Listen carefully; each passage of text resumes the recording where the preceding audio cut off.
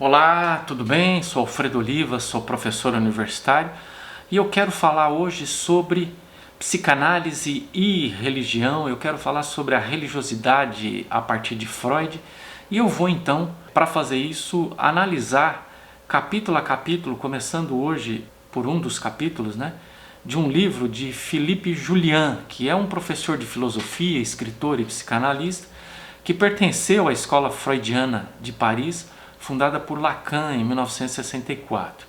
Ele é autor de vários livros sobre psicanálise. Hoje eu vou começar então a falar de um livro chamado A Psicanálise e o Religioso, Freud, Jung e Lacan. Então você já tem a dica de como vai ser esse roteiro. Ele, nesse livro, que tem introdução e conclusão, claro, ele tem 2 capítulos sobre Freud, 2 sobre Jung, 2 sobre Lacan e um capítulo final fazendo um balanço, comparando a visão de cada um desses autores sobre a religião. Então hoje nós vamos falar sobre o Freud.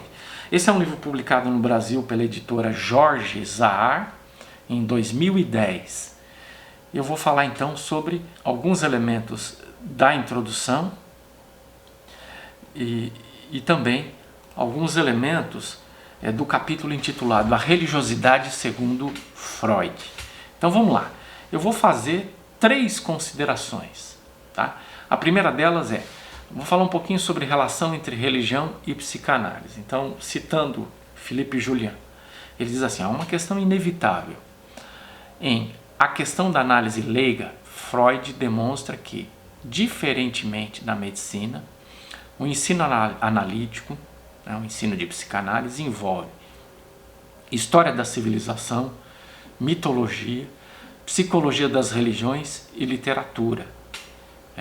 Presta bem atenção nisso. Se você é um psicanalista em formação, uma psicanalista em formação, lembre-se que um psicanalista não é formado apenas estudando teoria, manejo psicanalítico. Quer dizer, em tese, todo psicanalista precisa ser um estudioso de diversos temas, história da civilização, mitologia, psicologia das religiões e literatura. Essa é a primeira dica importante. Sem uma boa orientação nesses campos, o analista não consegue entender grande parte do material que a ele se apresenta. Então, essa é a razão pela qual se deve estudar todos esses temas. Então ele está dizendo, olha, uma das coisas que você precisa conhecer bem é religião para se tornar um psicanalista. Não que você vá se tornar religioso, não que você vá lidar necessariamente com pessoas religiosas, mas compreender como a religião funciona é fundamental para entender a psique humana. É fundamentalmente essa a ideia que está presente aqui. Depois ele diz ainda, portanto, a relação entre psicanálise e religião não é única. Então, o modo como se pensa a relação entre psicanálise e religião não é única. Por isso que o livro dele é dedicado a Freud, Jung e Lacan. A tese dele nesse livro é de que cada um desses 3 autores pensam essa relação entre psicanálise e religião de maneira diferente, certo? Então, a gente pode adiantar só de maneira superficial agora, o Freud quase que tem uma visão negativa em relação ao papel da religião na psique humana. O Jung tem quase que uma visão totalmente positiva acerca da relação entre religião e psique humana. Então, claro que esse pressuposto que cada um deles tem vai conduzir a teorias da relação entre psicanálise e religião distintas. Então, presta bem atenção aí que nós temos caminhos diferentes. Por isso é que historicamente essa relação foi interpretada segundo 3 orientações. A de Freud, a de Jung e a de Lacan. Me parece que a de Lacan é um pouco mais neutra, ou talvez indiferente em relação ao papel da religião. Mas a gente vai chegar lá e depois a gente esmiuça, nessa trajetória a gente vai esmiuçar cada um desses autores e as ideias que aparecem ali. Muito bem, então vamos lá. Segundo aspecto agora, então nós vamos falar sobre a relação entre religião e neurose. Então ele vai dizer assim, o primeiro texto de Freud sobre a religião data de 1907. Não é ainda uma análise da crença. O título do livro é atos obsessivos e práticas religiosas. Ele diz que esse texto apenas constata uma similitude entre os atos do neurótico obsessivo e o cerimonial público da prática religiosa. Essa é uma discussão. Algumas pessoas diriam que o Freud considerava que a religião seria um elemento produtor de neurose, que o papel da religião seria ajudar a produzir neurose. Aqui, pelo menos, o nosso autor está dizendo que Freud percebe, a partir de um texto de 1907, uma similitude. Então, vamos lembrar que a obsessão tem a ver com a repetição de determinados atos. Então, muitas vezes uma experiência traumática leva essa pessoa a ficar voltando para essa experiência traumática, e me parece que inconscientemente o processo que acontece aí é que a pessoa tem sempre a esperança de, e essa esperança entre aspas é inconsciente, de ao retornar a esse processo, essa pessoa talvez consiga experimentar de uma forma diferente ou consiga experimentar de forma positiva aquilo que foi experimentado de maneira traumática.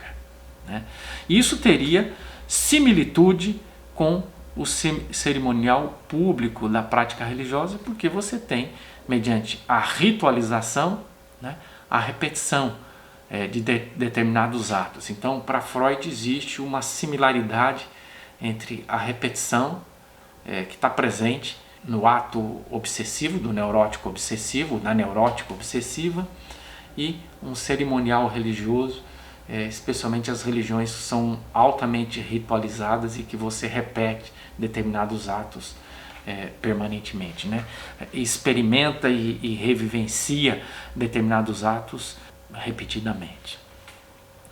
E a terceira consideração sobre essa percepção de Freud e a religião tem a ver com a religião e o sentimento de desamparo. Então, citando Philippe Jolien, ele diz assim: cedo ou tarde, todo sujeito passa pela experiência do que Freud chamou, ele usa a palavra alemã aqui, Hilflosigkeit, ou seja, um estado de desamparo, de ausência de ajuda, de carência de recursos, de derrelição, de abandono. E ele diz, a partir disso é que Freud constata que certo dia algo novo surge, a saudade do passado em que a mãe ou o pai intervinham, saudade de um estado de felicidade em que o recurso a uma proteção estava garantido. É esse o móbil da religião. Então aqui a gente tem algo bastante interessante. Em algum momento da vida você vai experimentar um estado de desamparo, um estado em que a ajuda está ausente, seja porque as pessoas negam, seja porque você se sente abandonado. Há um momento em que faltam os recursos, há um momento em que você pode ser abandonado literalmente ou pode simplesmente se sentir abandonado, tanto faz, para todos os efeitos o que importa é como você se sente. Se você se sente abandonado, ainda que as pessoas não tenham abandonado você, isso é fundamental. E aí então ele diz que o Freud, a partir desse sentimento, que é o sentimento de abandono, isso acontece nas situações traumáticas, ou isso acontece nas situações de transição da vida, quando a gente está precisando se adaptar a uma nova circunstância, a gente se sente desorientado, abandonado, e aí então essa saudade começa a emergir, aquela saudade infantil, quando você estava no colo da mãe, no colo do pai, quando as suas necessidades materiais eram supridas de maneira automática, quando você tinha aí aquele afeto, aquela proteção, e é aí que atua, a partir desse sentimento que a religião atua, à medida que ela normalmente, na maioria das vezes, promete um retorno a esse estado, quando se fala, por exemplo, da figura divina, é uma figura, no Ocidente pelo menos majoritariamente, uma figura paterna, uma figura protetora, uma figura supridora, e aí então a religião está lidando com esse sentimento, lida com esse sentimento de desamparo que as pessoas experimentam ao longo da vida. Bom, boa tese. Qual é o problema que eu vejo, né, com essa tese, né? É uma tese que enxerga a religião fundamentalmente como um fenômeno negativo, né? Como se a religião aqui fosse vista quase sempre como um elemento que se aproveita de uma vulnerabilidade das pessoas. Não deixa de ser uma tese verdadeira para muitos casos. A questão é se a religião sempre se apresenta dessa forma, né? Quer dizer, se existir pelo menos uma expressão religiosa que não se apresenta dessa forma, essa tese, embora uma boa tese, ela não pode ser generalizada, né? E a questão também é o quanto isso tem a ver com a experiência do Freud em relação à religião, seja a sua experiência pessoal, seja a sua experiência cultural, né? Vamos lembrar que o Freud é um europeu da passagem do século XIX para o século XX e que muito daquilo que é dito tem a ver com o contexto cultural e geográfico do Freud, né? Então, a gente teria que perguntar se, por exemplo, numa religião originária brasileira, a religião funciona dessa forma. Entre os indígenas brasileiros é assim que a religião funciona, né?